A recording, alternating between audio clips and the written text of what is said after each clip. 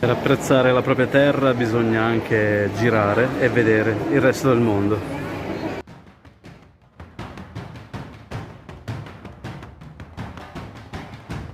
Questo penso possa essere il video più bello che abbia mai fatto, vedere l'ala dell'aereo, l'Etna e l'emozione di partire come sempre per un nuovo viaggio.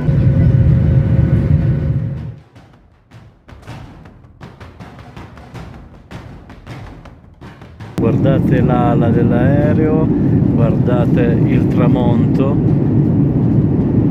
Nel nord Europa fa buio molto tardi. Una volta mi è capitato alle 11 di sera che facesse proprio buio. Guardate dall'alto che meraviglia.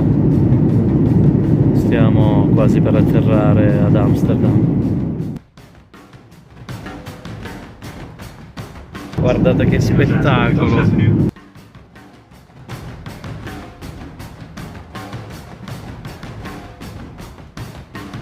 Stiamo atterrando in questo istante.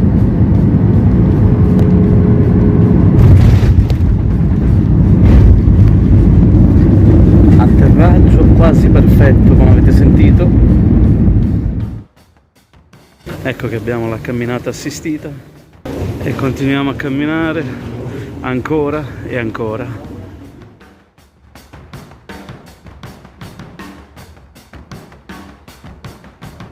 Ci vuole un po' di allenamento per venire all'aeroporto di Amsterdam perché c'è da camminare, camminare, camminare, camminare.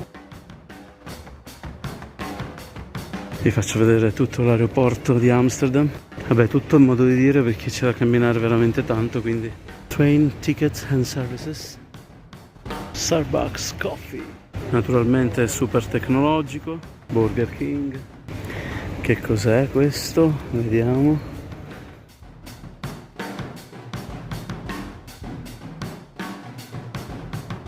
E dopo qualche giorno passato ad Amsterdam vi faccio vedere un altro pezzo di aeroporto, venite con me.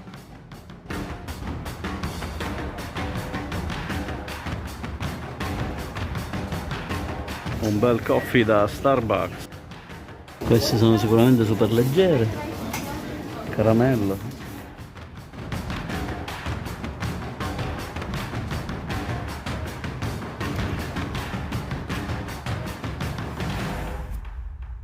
Bye bye Amsterdam.